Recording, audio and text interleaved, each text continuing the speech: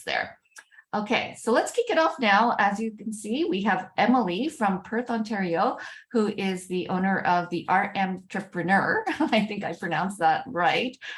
She is a business and career coach, also a massage therapist that owns a clinic and teaches at the communications at the Algonquin College of Massage Therapy in that program. So welcome, Emily. And I'm going to pass the microphone on to you so you can introduce yourself and kick off the meeting. And I will be back later to, again, pop in with the questions as we go along. Thank you so much. And it is so nice to be here. I want to thank Jane for hosting this. I mean, I've had so much great experience with Jane in my years of running a clinic and using it. And these allied events are amazing to connect everyone from all over Canada and the States. It sounds like everyone's from everywhere. And I can't wait to get started and talk to you guys about everyone's favorite thing to do, which is networking, right? I can't see anyone's face, but I am sure there's been a bunch of eye rolls right now. Because typically people don't like networking. So my goal today is to hopefully make you be less cringy about networking and see it as an amazing tool to use to help grow your business. So let me just get my screen up here. Excellent. And I am just going to throw open that chat there as well so I can see it. Perfect. Okay. There we go. So if we can leave today with these sort of 4 things that you guys learned, then I have succeeded. I have done my job through this webinar. So first, I want us to kind of really understand what networking is and who it is that you're networking with. This is sort of the great starting point because I think there's a common misconception about what we think networking is and who we need to network with. Then once we kind of establish that groundwork, we are going to determine how can we do this authentically. When I do my coaching with RMTs and other health professionals as well, this is a big thing. How can I do this so it feels less icky and I can actually make really deep connections? Then we will see, once we establish how to do that, how can you leverage this to actually expand your business, to grow your business and to meet your key business goals. Then we'll also kind of see how it can help us with burnout as well. When we surround ourselves with great people, we can avoid burnout. So a lot to cover today. So let's go right in. But before we begin, I had a brief introduction there, which was fabulous. So I won't stay too long here, but my name is Emily McKay. I am a registered massage therapist based in Perth, Ontario, which is quite a small town, but I am from the Ottawa area, and that's where I've done teaching. I used to manage a clinic in there and did a lot of my practice. I just moved back to the country because it's quite a nice little area. I do see that Connie has raised her hand. If you have a question, feel free to pop it in the chat. I'll keep going until we see that going there. So I'm a business and career coach. So along with my hands-on practice, I work with health professionals to help them create a business that really aligns with their values and helps them do what they've really wanted to do at last. Not just looking for the next paycheck, not just kind of looking what next week looks like, but saying, this has been my dream. I really want to do it. And we work together to achieve it. I also sit on the board of directors with my local Chamber of Commerce, which is part of what I love is it helps connect people through networking in my role there. So if you do have a Chamber of Commerce in your area, which you probably do, go check them out. And there's some really great events through there and a great way to connect with people. So something compelled you to join today.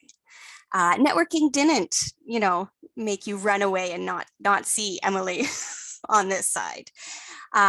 So there's obviously some sort of connection there. I want to kind of think, what do people think about when it comes to networking?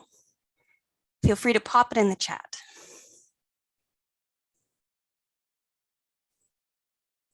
Education. Oh, that's a good one.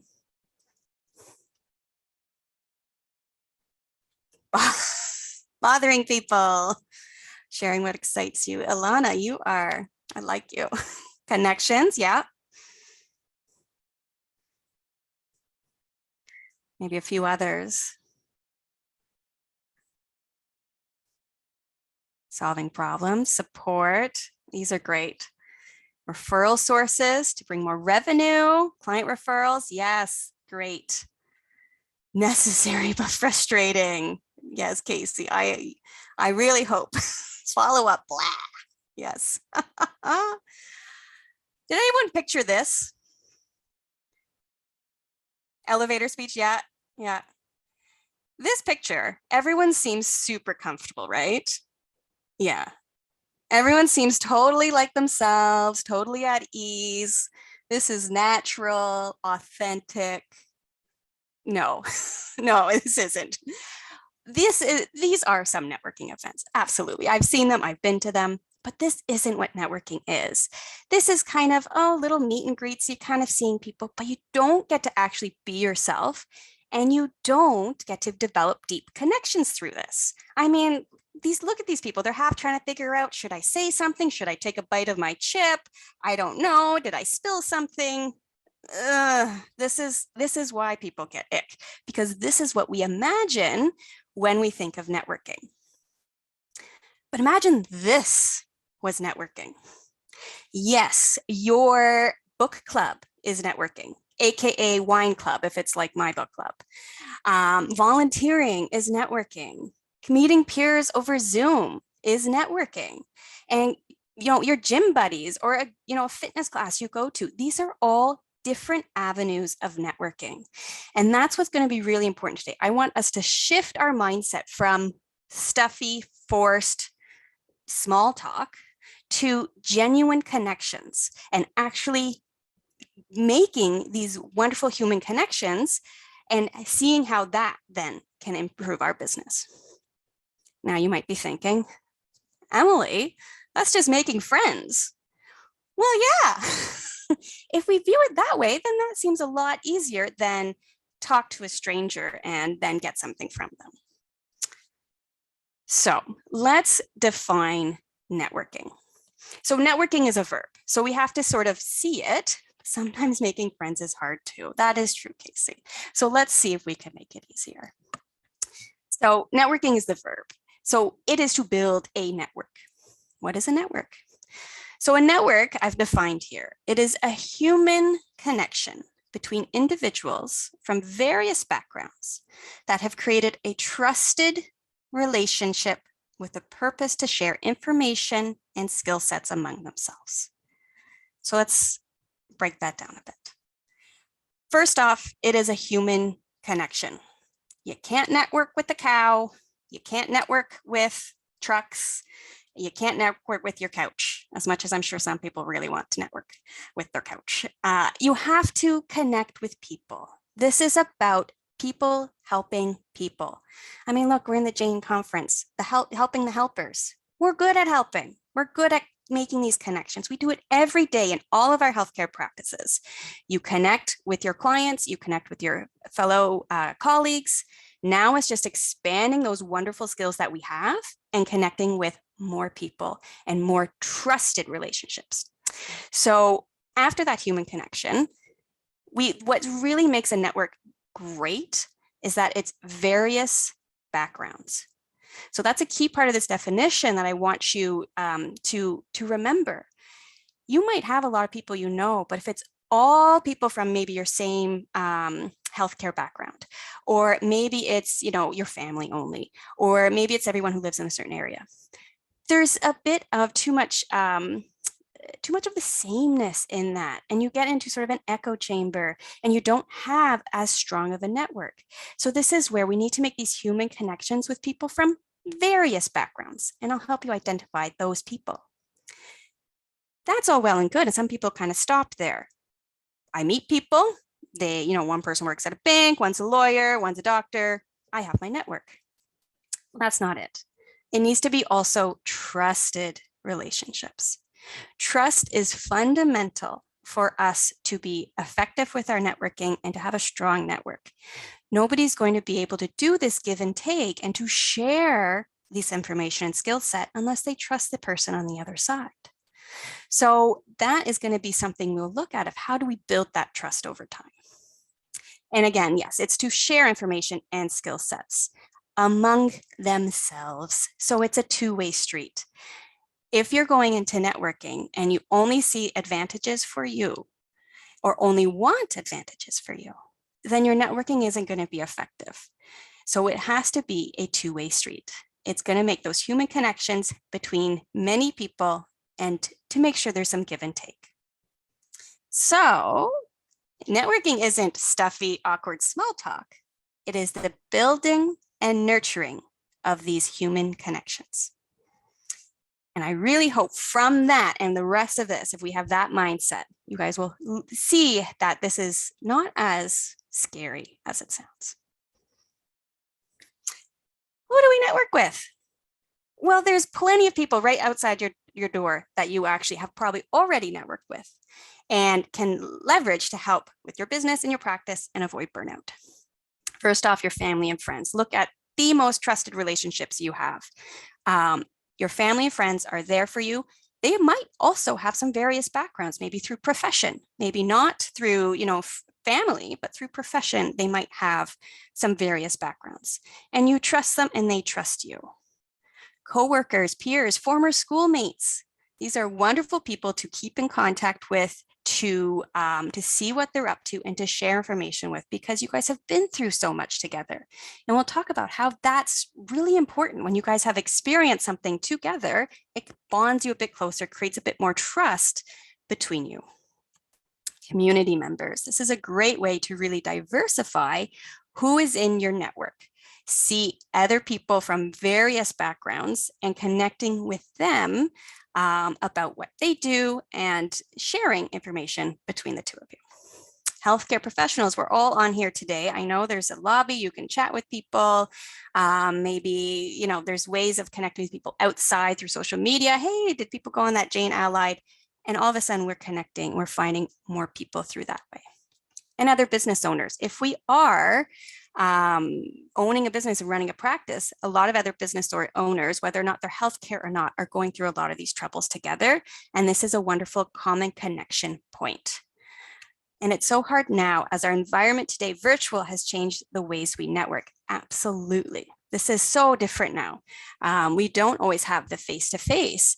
And there's some beauty in that, in the sense that we now get to connect with more people. Look at today, I'm, Canada, Perth, Ontario, and then we have San Francisco right there next to me on the screen. That would not have happened in person unless you did a whole lot of, connecting of people. So online has its benefits. It just becomes a little trickier to find it. So how do we connect with these people? How do we do this more authentically? Great, I know what networking is and I can identify who these people are. But how do we actually make genuine connections?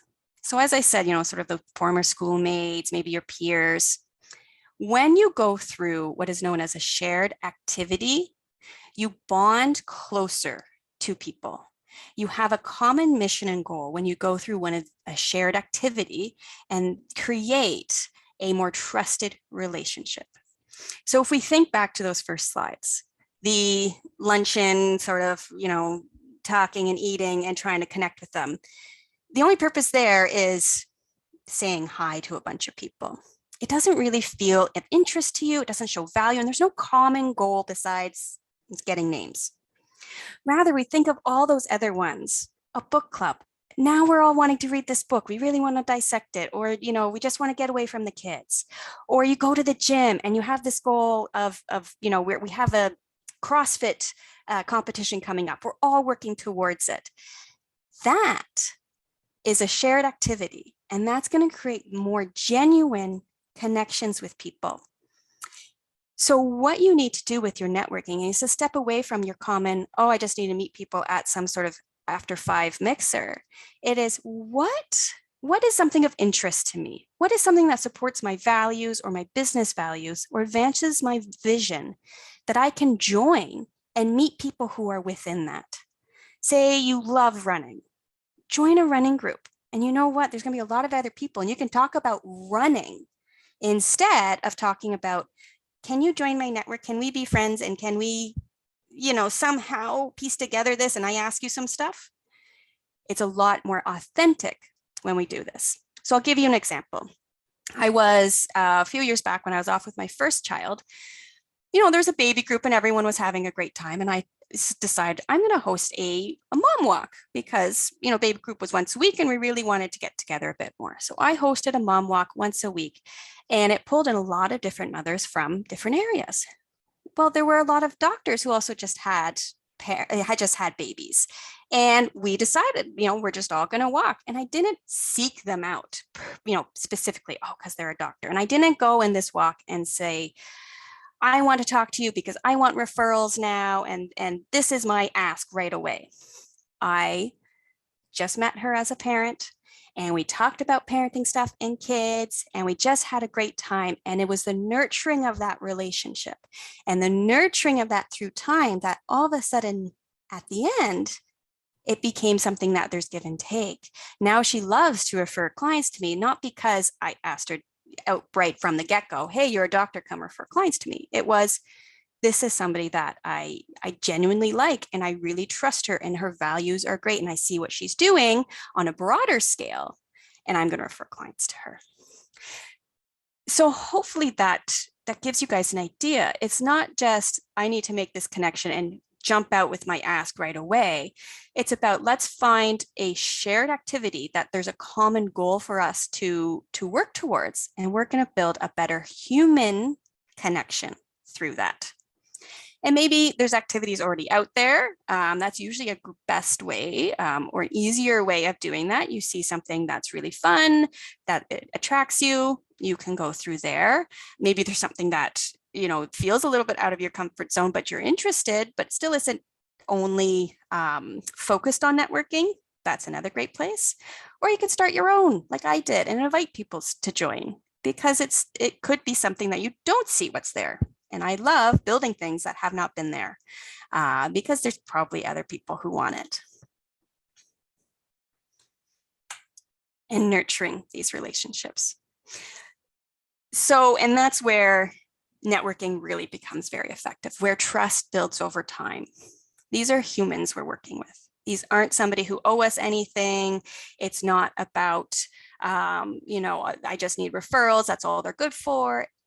There's a human on the other side. They have a life and nurturing this relationship, this human connection is going to make that network, that one connection so much stronger. So we think about, the doctor I met on the mom walks. I know, when her child's birthday is, I put that in my calendar. I'll send her a little, Instagram message. Hey, happy birthday to your child. Just little things to keep that going. Is it a constant, I need to call her every week? No, I don't need to do that. But I keep her in mind and I keep it something that is nurturing it so she knows that she's there as a person to me, not just a referral source. All right. So hopefully everyone is all on board, loving this idea, maybe feeling a bit more authentic, less, I don't want to network, and it's coming across as something that possibly easier to do. Now let's bring it to really be able to grow your business. How can we leverage this network that we've nurtured for, some time now to help your business? I love actionable items. So this is a slide that I really want you guys to hone in on. So when we think about our business, we have lots of different business goals, and it's something that we can have our network help with. And it makes it a little bit easier on us when our network is there to help achieve these business goals. But there is a big difference of having a business goal and then the action you require from your network. And it's aligning these so that you know how to effectively use your network. So I'll give you an example. Maybe your business goal is to find a new practice space. You're just starting out, you need a space to begin your business, or you're having issues with where you are and it's time to expand or change or move on. So what is the action you need from your network? There could be lots of different actions you need, but it's identifying that particular action and so you know who to ask. So it could be share listings of available office rentals. That's a very simple ask. And now you know how to use your network. If you go in with just your business goals and say, I need to find a new practice space, no one's going to know how they can help you. And so instead, if you go, you meet with, your lunch group, or you go off to your book club, and you're talking with these people you've created relationships with, and you say, you know what, I really need to find a new practice space. Can you share listings of available office rentals?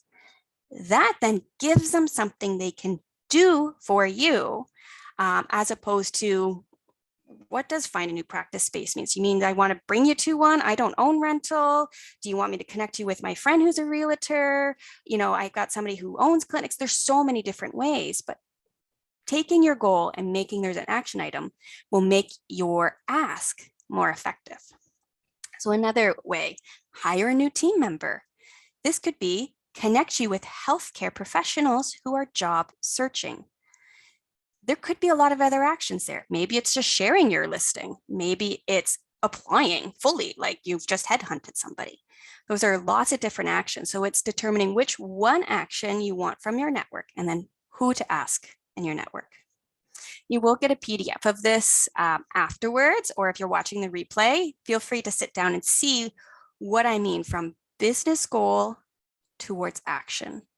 Take these more bigger goals and define them into actionable items so that you know what to ask. Good on that one. Okay, so who to ask? Who to ask? It's one thing to have great questions, but there's a way to use your network effectively. If you've read Malcolm Gladwell, The Tipping Point, you will know these very well. I love Malcolm Gladwell's stuff, and his book, The Tipping Point, is all about how do big ideas spread and how do things actually spread through places. And this is a great thing that we can see in networking, and this lends itself really well, these type of people. So looking at your network, looking at who's in it, you might have just regular people, but you also might have people in one of these three categories. So the first is a connector. This is somebody who knows everybody, absolutely everybody. And you probably have just thought of somebody in your head. This is me in my small town. I will go out anywhere and I have to say hi to at least 10 people, no matter where I go. You are just they are a part of a lot of different social circles. Why this is really effective in your network is because instead of, for instance, you tell Susie, hey, I have a clinic opening up. Can you tell two friends? Susie may tell Bob and Joe, but then Bob and Joe will tell Frank and Joe will tell Bob and Frank. And all of a sudden, your network has closed itself because they don't have a lot of connections. They don't know that many people. Rather, maybe there's a Diane who's a big super connector and knows everyone. Well, she'll tell Sue, and she will tell Clark, and she will tell Miriam, and then they will tell, more people. So these people are in lots of different social circles who don't know each other. So your message spreads quicker instead of getting locked into sort of that echo chamber. And that's where various backgrounds comes in. That's a great thing. So when might you want a connector? You have news to spread. That's a great thing. So what news do we spread? Oh, I just started a new service. I need to spread all that information around. I have a clinic opening and there's a big open house. You find your connector in your group and you have your ask. Please invite your friends to this. So goal is opening the business. You have your action item and you've identified that person, the connector. The next person might be a maven. So a maven is somebody who is the information lord. They have everything in their head. You want to go buy a new car and you tell this to your information maven and they will rattle off every spec about every car they've ever heard of, because they love to share it and they hold that information. And you almost feel a little overwhelmed, but that's such good information in there, and they are so happy to share that with people. So when is a maven good in networking? You know, you're thinking, well, if I have news to spread, they're not going to spread that news. But if you have information you need, that's a great person to connect with. Say it's somebody, you know, you are looking for that new practice space. You have a real estate maven in there, you connect with them, one quick connection, and they've just sent you, you know, 50 listings in different areas with different ratings and all this information that you need. And you've just been super effective, and you didn't have to contact 20 different people. You knew the right one person. The last person is your salesperson. These people might not have a very large network. They might not know tons of information, but there's something about them that when they say something, it is gold, no matter what it is. It's, hey, a new restaurant opened up. You should try it. Yes, I will. Absolutely. I trust you 110%. This person is great at sort of being your cheerleader and making sure you get that. So who, again, what's that action you might want is if you're looking for maybe referrals, sales increase, you know, you're selling product and you need people to buy the product. A salesperson in your network is that type of person you want to connect with. So lots of different people. So this is where you really need to sit back and analyze who's in your network. Are you making good connections? Do you have strong connections? And are there people already there that now your connection can be more effective? So start to think about that. Here's where we're putting it all together, making it count. Networking is all about social investment. You are creating these trusted relationships. You are putting in the time beforehand. So at one point, you can possibly do a withdrawal. Now, remember, the other side is your other social connections. They might do withdrawals to you. So that's an important thing to remember is your network has to be a two-way street. So anticipate some asks coming the other way. And if you've made good connections and trusted connections, you are more than happy to oblige and help them. So sort of three-step process. How do we make these connections work? 1, define your goal and that action. So go back to those 2 slides earlier. Look at what your business goal is, and then look at an appropriate action for your network. What can you ask from your network? And what is that outcome? And does that help you achieve your goal, your business goal? Also consider sort of how labor intensive that action is, because this is going to be something to keep in mind when we look down further at who we're asking. If we think about the example of hiring somebody, sharing a job listing, not labor intensive. Maybe you've posted it on Indeed, you have it on Facebook possibly, and it's a quick share through social media. That's not very labor intensive of somebody. So you probably don't need that much social investment into this person, that big of a connection to ask for that. However, if you did anything like, hey, look at your own network and can you find the healthcare professionals that are looking for jobs and have them apply to me, you're asking a little bit more there. That's a lot more labor for the person. They have to go out, connect with these people, think about who's there, persuade them sort of to apply. So you need a little bit stronger of a connection there. You need some more trust and investment put into it. So when you're looking at your actions and who to ask, consider how intensive the action you're looking for. The next is analyzing the network.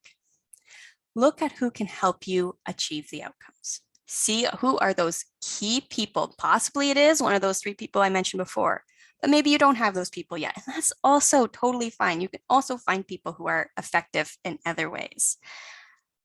But do look at who's going to be the best person to ask. And then the second part of that is consider the connection you've developed with them. If it's a low labor intensive ask, maybe that you've only kind of talked to them in the past 2 years, maybe you can get away with it. But if you're asking a really hefty thing and you haven't talked to them in a while, it's probably not the right connection. So here's where you can actually get ahead, maybe look at your future goals, your medium-term goals for your business, and see who's down the pipeline that might help me. I need to start reconnecting with them now so that I have that trusted relationship when that needs to happen.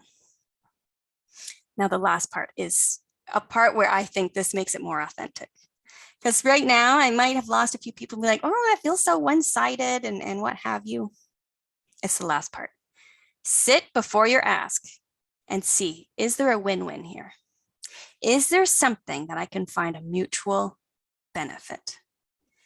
That is going to be way more effective with your connection than just a one-sided thing.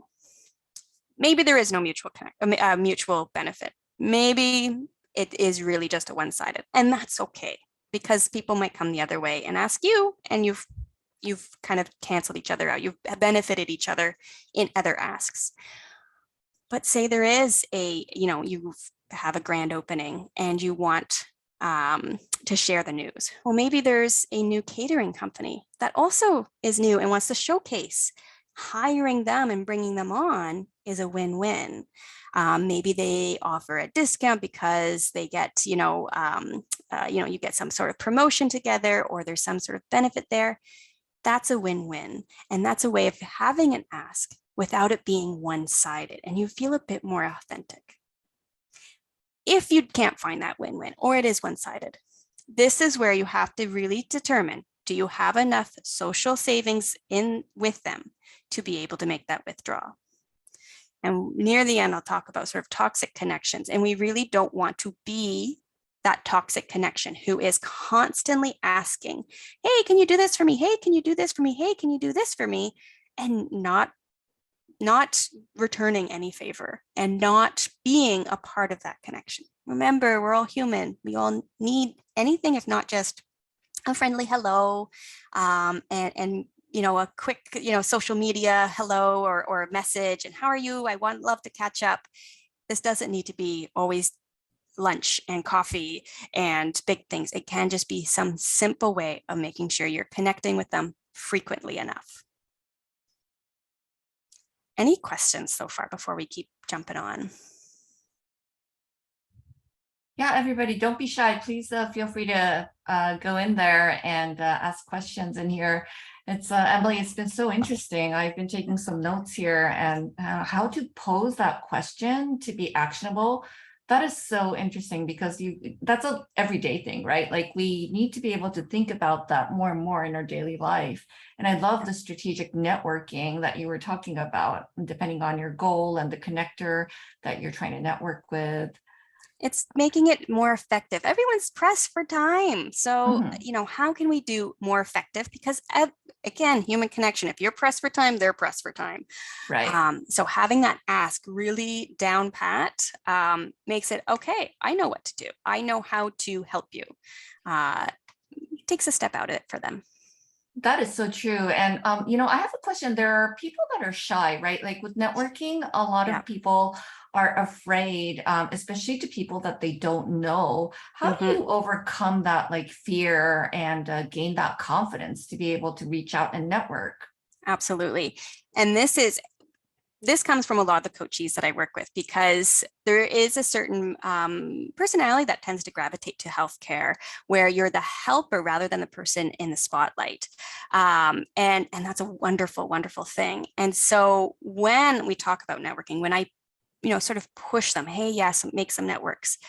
What they find has been useful is those shared activities, is finding that takes the spotlight off of you again, of, okay, I can join a running group. I like running. That's a simple thing for me to do. And if I'm there often enough, maybe it's just one person. It doesn't need to be everyone in the running group. It's just that one person. And now you have a running buddy, and you can chat and make a gentle connection with them over something you both like, which is running. Not business related, not about your ask, not about anything other than making that connection. Once that connection is established, then it becomes a lot easier and more genuine when you have something. What part is this? Am I supposed to? Yeah, I'm just putting Yeah. that in there. I'm just curious because you Perfect. shared so many great best practices, and I was curious about like which parts are resonating with different people. And if the audience can go in and put that in the chat, that would be awesome.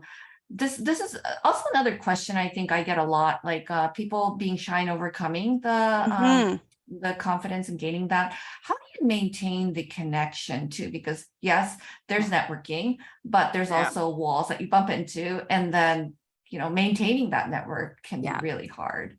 And this is where online has become such a great way to keeping networks alive, where a quick social media like something as small as that keeps your name in that person's list. And if you're doing that, you're liking all their posts, you maybe comment ever so often. Sure, you're not putting huge investments into the relationship, so you're not going to be asking them a big labor intensive item, but you're keeping yourself in their awareness, and you're checking in with them. They post something really great, you congratulate them. You send a quick little DM, hey, how's it going? I just want to check in to see how you're doing. And that's all it really needs for some small labor intensive actions is you're keeping yourself present in their life. If you want something maybe a bit deeper and a bit bigger, my trick, because my memory is not great, I have a really hard time with remembering things. I use my phone calendar. So if I have a connection that I really want to nurture and it means something big to me, or I will put information in my agenda and it will remind me in my calendar and my Google Calendar where that birthday comes up. I send them a message. Hey, happy birthday. It's something quick and easy. Or I know somebody has a big event happening. They're opening their clinic. I have it in my calendar. I'll send them a quick note. So just really, it doesn't need to be grand gestures. It doesn't need to be, lunch all the time or big dinner events. But small little ways of reconnecting is great. One of my favorites that I did recently was a massage therapist had closed her practice in my area.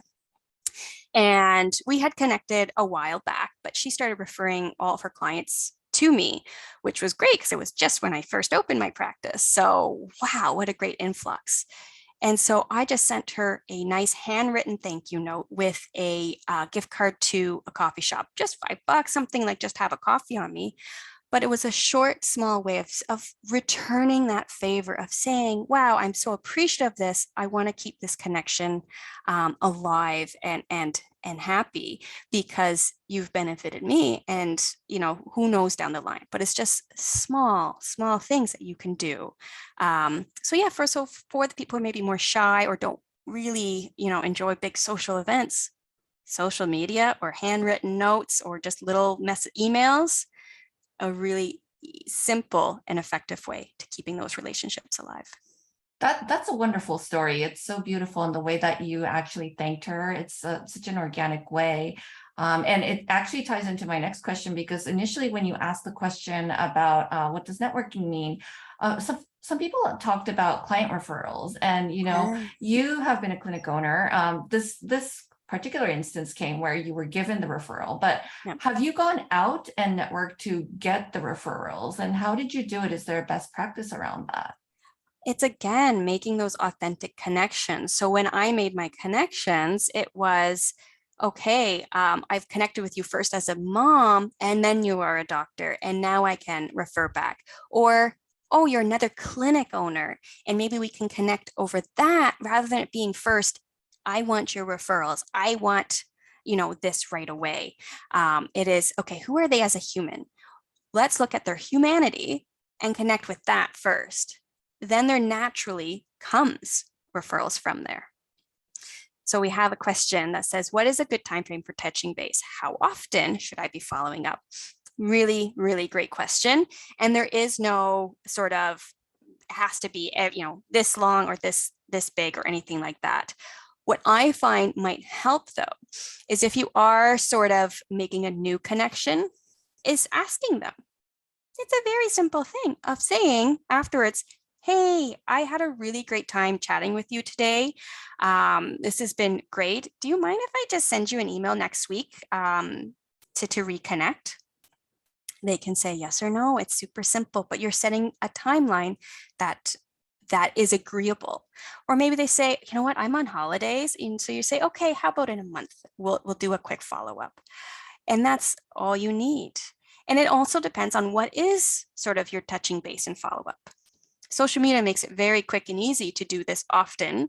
And you don't need any sort of permission to do that. You can just follow them on social media, give them a like, give them a comment, and that's a natural way. But if it is something you want a bit more deeper, sending an email, depending on what's coming up, maybe in a month's time, in a couple months' time. If you go too long though, you kind of possibly can become forgettable. So determine that of, okay, I've just met them. I want to keep my name in their head. So let's do something in a week to a month's time. And then following up as appropriate. And that's, sort of like trying to think, if you had referrals from a doctor's office, maybe around, the new year, you give them a nice basket of fruit and say, Happy New Year, hope it starts off well. And that's kind of all the follow-up you need for that time. Or if there's something maybe a bit more where you are creating a more robust relationship, you might want to follow up more often, once a quarter, every little bit. Every relationship is different. So I hate saying you have to do it at these certain times, but do what makes you feel okay and makes you feel good. On the other side, if you feel like the relationship has gone stale, don't hesitate to still reach out, because people might not realize, they might be so happy that they finally heard from you.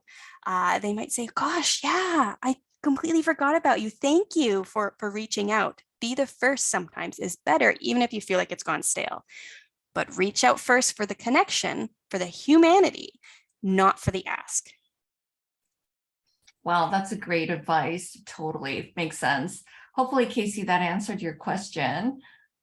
Okay. Anybody else have any other questions? Well, we'll keep moving on here. Okay. So back to that win-win. So something I think is a wonderful tool in networking, and an easy way I find for business owners to step into it and get a great outcome is to start forming strategic alliances. Most likely every single one of us have benefited from a strategic alliance. If you have gone to the Starbucks inside the Chapters Indigo, you have benefited from that strategic alliance. Or if you're in the States, I don't know if it's Starbucks and Target or whatever it is. That is what is a strategic alliance. It's two people or two companies that share some similar visions or goals, and they connect so that they can further this vision and goal. So they might share resources or operations or even their network, and to improve sort of their reach. And this is where, Starbucks and Chapters or Target, wherever you are connected with them, they have similar customers. So they share their resource of their building space to both reach that common goal. They have very different businesses with some maybe similar ideas, but they're distinctly different. So this could be something that you could find within your business, within your practice.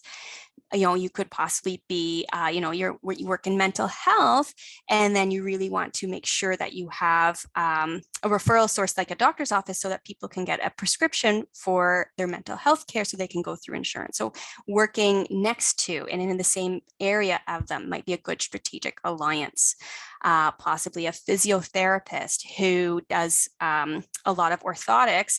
You could have a strategic alliance with somebody who builds those orthotics, custom orthotics, and you guys can, share some operational part of what you do.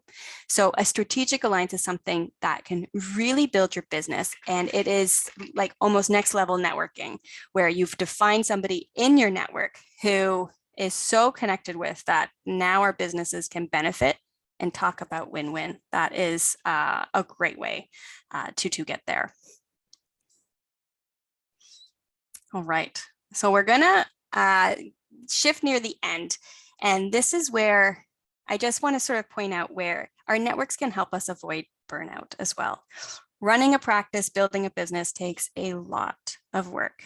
I've done it. I've watched a lot of other people do it. It is not easy.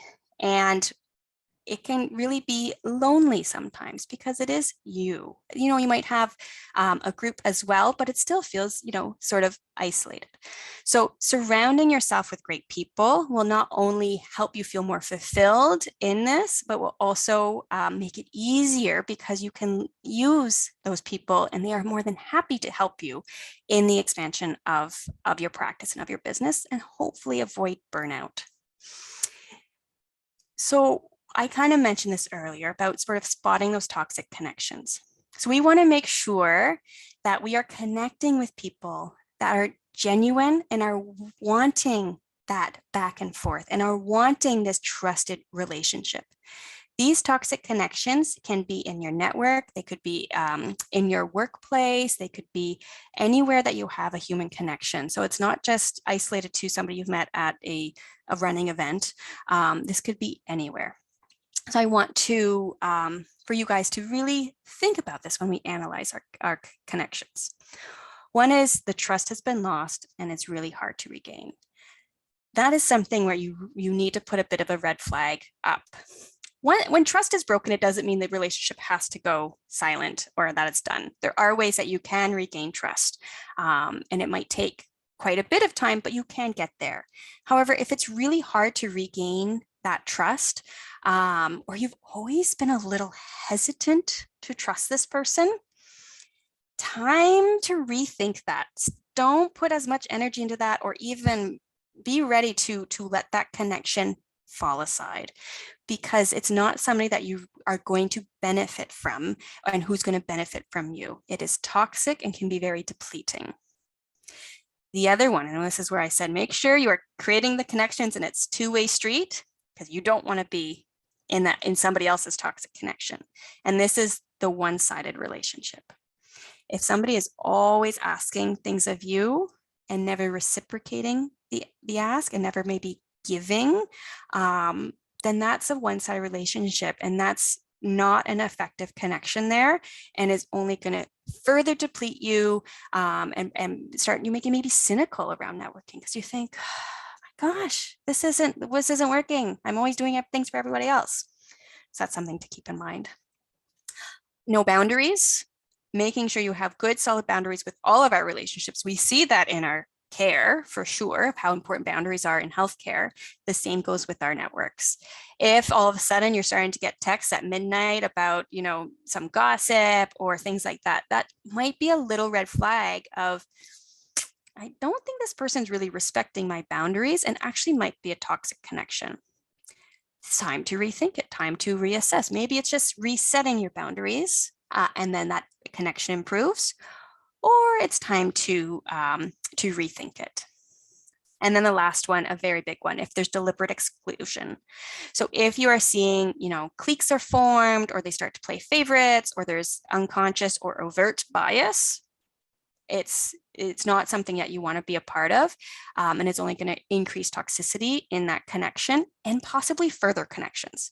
Because if they start to exclude others, or have bias towards other people, then all of a sudden you are connected through that connection, and that's something to keep in mind. So how do we make sure these are all good? So three kind of sort of steps, not 3 steps, but 3 good points to consider when we're thinking of how do we make really great relationships, and which relationships do we want to keep. First is one quick and easy way. If you want to connect with a new business, or you're maybe applying somewhere, or you thought, this person I've been following on social media, and I really, really am interested in them, but I'm nervous.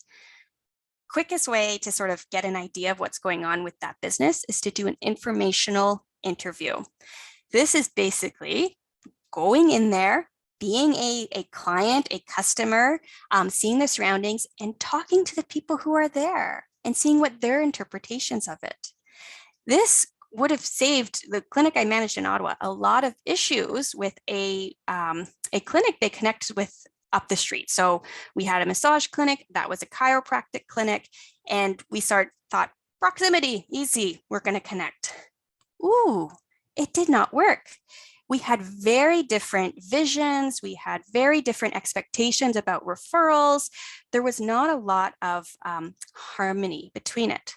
But if we had maybe gone in as a client there and experienced it and vice versa, we would have had this information before we invested all this time and made this connection. So it's a really quick and easy way. And for, maybe the more introverted individuals out there, it can be a way of doing it sort of under the radar. You don't have to put too much in, because if it doesn't seem like it's a good fit, you're off, you're gone, you're back on the distance. You haven't put your name out there. You haven't put yourself overly forward. You've just gone in and had a peek. The other tip I give my coachees is to create a personal board of directors. So a board of directors is a grouping of people who help make decisions and advise the actions of, a company or of a organization. So I'm on the board of directors with the Chamber of Commerce. An issue comes up, I help sort of put my input in. Why this is so important is when you actually start to meet a lot of people and you do build a really big network, coming with that is a lot of advice from a lot of different people in a lot of different areas. And that can be very overwhelming.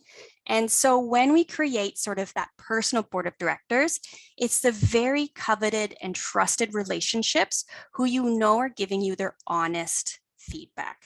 These are really important people to consider, because yes, you are going to get advice and it is important to listen to a lot of different viewpoints, but it's of which weight do you want to use? I'll give you an example. So I was working with a coachee who was wanting to open her home practice.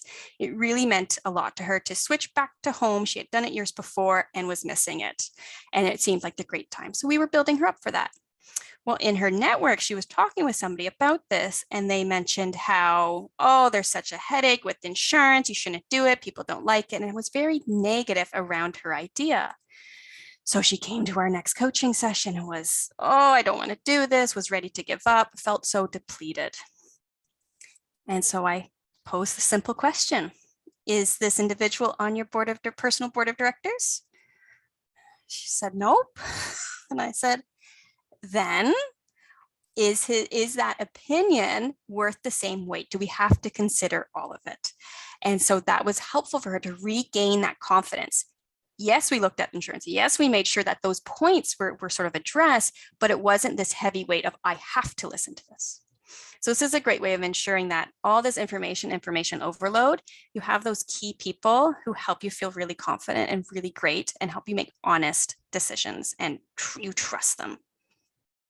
And the last one, and this is big for burnout and making sure that you can avoid it, and how to really use that network besides just asks for your business, is create a network of people that you can safely open up to about what we do and what you do. So in healthcare, we can have some really heavy things happen for us. People can share things. We can have difficult conversations. We can have clients that, are difficult to work with possibly. And so having a safe place to freely discuss this and express your emotions is going to be a wonderful way to help burnout and for your network to be so useful for you.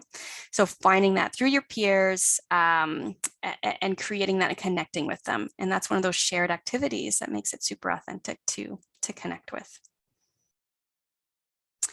So this I'm a big fan of Harvard Business Review, and this was in one of their articles about burnout. And so the best sort of antidote to burnout is seeking out rich interpersonal interactions and continuing personal and professional development. And isn't that just networking? It is rich interpersonal interactions, and there's always growth within it. All right. And that is the webinar. Here is my contact information. Feel free, I can sit around for a little bit here and answer questions if people have them. And you can also send it to me through my email, or you can find me on social. Send me an Instagram DM. I'm so happy to hear it. We can keep connecting. Great quote. Yes. Thank you guys so much. I really hope it is, Michael. I hope actually right now you're thinking of somebody in your head you want to connect with, and you're sending that email. That is my goal today, to be able to have you guys do that. All right. Well, thank you so much, Emily. So many like really useful nuggets that we could take to action right away. I hope everybody enjoyed the session and thank you all for coming to Allied. And yeah, please make sure that you take Emily's email address so you could reach out to her afterwards. And Emily, is there like a resource that you can recommend to everybody else that you reference for networking aside from your Um, strategy? So aside from my strategy, so Harvard Business Review is like my go-to for a lot of these things. It can read very corporate, so I always have the lens of healthcare and sort of empaths looking at it. So you might need to dissect it a bit more than the corporate way of it. But Harvard Business Review is a great resource for networking. Um, and hey, I believe Cassie had a question for you a little further up. Yes, I think I've addressed that one. Yeah. Yeah, we Casey, did. yeah, okay. Yeah. So if Yeah. you need more on that, please send me a message and I'd be very happy to dissect it sort of personally, because sometimes it's such a personal thing of when to reconnect with people. Okay. That sounds great. Okay. Well, thank you so much, everybody. We're at time now. I hope we see you again in other sessions. And Emily, thank you so much for your time today. We'll see you Thank you, again. everyone. All Okay. right. Take care, everybody. Have a good afternoon. Bye. Bye.